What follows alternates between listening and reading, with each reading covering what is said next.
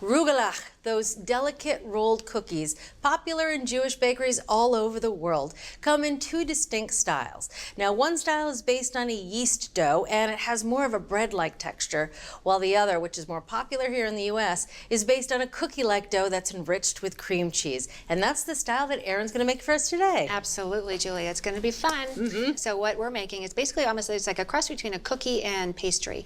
And so you have a lightly sweetened dough that's going to be wrapped around a lot of fillings. So jam, nuts, chocolate sometimes. Like you can put anything in these and they're fabulous. Great. We're going to start over here. And as you can see, I have a food processor. We wanted a flakier texture, so we're going to actually use a food processor where the blade cuts the fat in, much like a pie dough. So I have 11 1/4 ounces of all-purpose flour. I'm going to add 1½ tablespoons of sugar.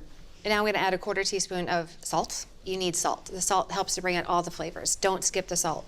Now I'm going to pulse this just to combine the ingredients. So we have 2 sticks of unsalted butter. They're 1/4 inch size pieces.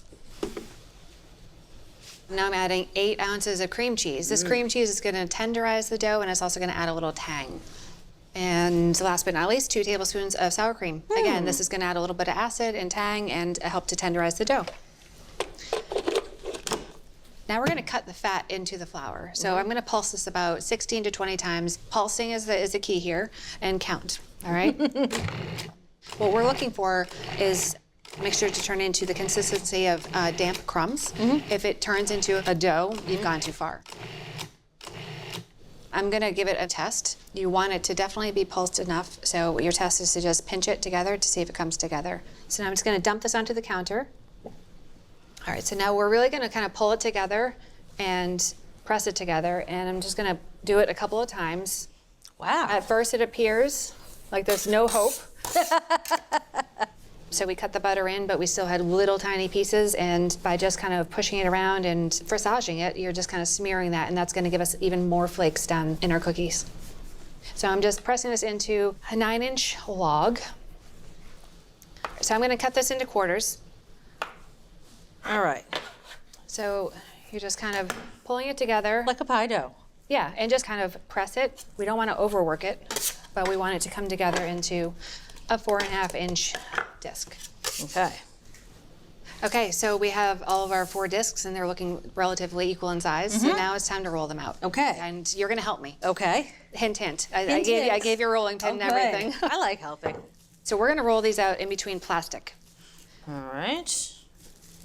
We're going to roll this into a 9-inch circle. I know typically, usually you roll things out between parchment paper, and you can do that, but you really have more control when using plastic wrap because you can actually see it and adjust as you go. It's important to make sure, as with any dough that you roll out, you want it to be even. So I always like to run my hand over it because often the center will be more rolled out than the edges, and you just want to make sure that it's even. There we have it. So now we're just going to take the plastic wrap off, the top piece. Top this with a piece of parchment paper. And then this is like the fun part. At least I have fun doing it. It's kind of fun. That looks great. Yeah. Now I'm just going to put this on a plate. Okay. You can put yours right on top of mine. All right. Ready? Are you up for another one? Oh, yeah. Excellent. Once these are rolled out, we're going to put all 4 rounds into the freezer for 30 minutes. Okie doke. Okay. We are just about ready to roll. You ready to roll? Am I ready? Are you ready to roll? You're always ready to roll. So we're going to start off with 2/3 cup of Apricot Preserves. I have my dirty food processor bowl. You sure do. You don't need to clean it. All right, so now we're going to process this until it's smooth, about 10 seconds. It smells good. It does smell good. So now we have our smooth preserves. Nice. Okay, next up, we have 1 cup of sugar, and we're going to spike it with a tablespoon of cinnamon. Ooh, Sound good? that's a strong cinnamon sugar. Yes, it is. So I'm going to go grab the frozen rounds. All right. So we have our 30-minute chilled rounds. Okay. Want to fill one with me? Yes, absolutely. You just want to loosen it from the parchment. Okay. And then put it back on the parchment. All right. And that's it. Now we are going to start with our apricot preserves. I'm going to add 2.5 tablespoons of apricot preserves to the center. We're just going to spread this around. This is going to be kind of like the glue for all of our other ingredients. Okay, so you're spreading it to almost all the way to the edge, but leaving about a 1/4 of an inch border, which will make it a little easier for you to roll. All right. Right. Next up, our spiked cinnamon sugar. So now we're gonna add 2 tablespoons and sprinkle it over the preserves. We have golden raisins here, 1 cup, and we have 2 cups of finely chopped walnuts. Nice. So we're each gonna take a 1/4 of a cup of golden raisins. Next up, we're gonna add a 1/2 cup of finely chopped walnuts. Okay. Now this is gonna be like the blanket. All right. And now the next step here is we're gonna actually press them in. That's it, not a lot. So we're gonna cut these into 8 pieces. Okay. You have a chef knife over there? I do. Perfect, so just cut nice wedges. Do you go in half first? I and do then- half, Yeah. yep. All right, I think I got it. And now grab your large offset spatula, and the goal here is to just flip it under there, pull it out. Okay. Okay, so now we're gonna roll. Okay. You want to roll tightly, but you Okay. don't want to squeeze all the filling out. So it's Right. like a nice balance. All right. Some will fall out, but it's okay. So start at The thicker end and roll her up. And then you transfer it to parchment paper. And I like to put the point so it's right underneath the whole cookie. And the ends, I like to grab and kind of tuck them down. So it's a crescent shape. All right. There's my last one. How are you doing over there? Those look I'm good. Those look great, Julia. Thank you. I got better as I went along, that's for sure.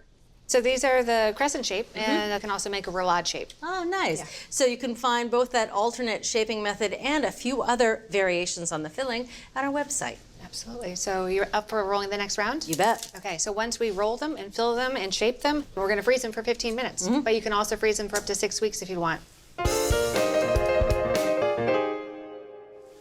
All right, Julia, so these have frozen for 15 minutes. The next step before they go into the oven is to brush them with an egg wash. Okay. So I made an egg wash with 2 yolks and 2 tablespoons of milk. Okay. And we're just gonna brush them all over, get the ends. Should I be careful not to get it on the parchment? Because I can tell you right now I'm getting it on the parchment. Some dribbles are totally fine. Okay. Absolutely. So don't forget the backs and the fronts and the 2 tails.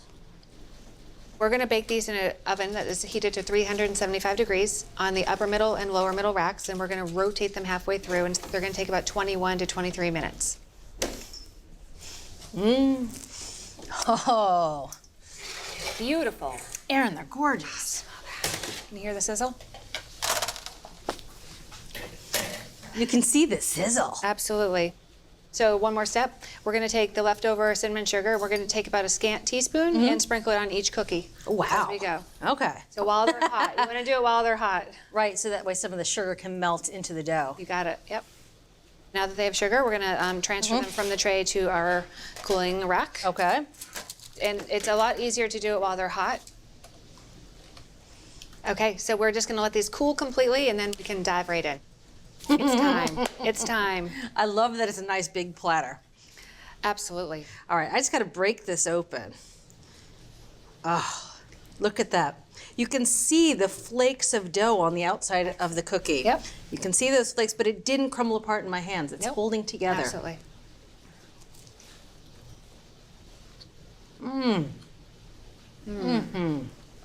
So good.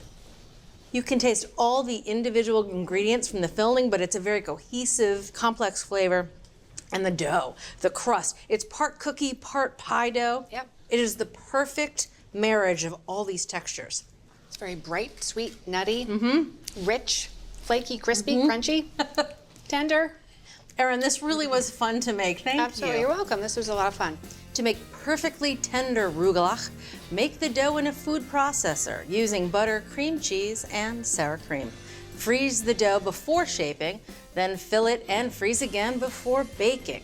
From America's Test Kitchen, a satisfying recipe for rugelach.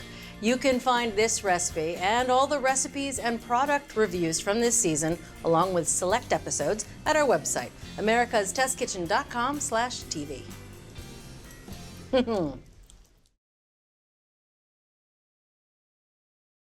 Thanks for watching America's Test Kitchen. What'd you think? Well, leave a comment and let us know which recipes you're excited to make, or you can just say hello. You can find links to today's recipes and reviews in the video description. And don't forget to subscribe to our channel. See you later. I'll see you later.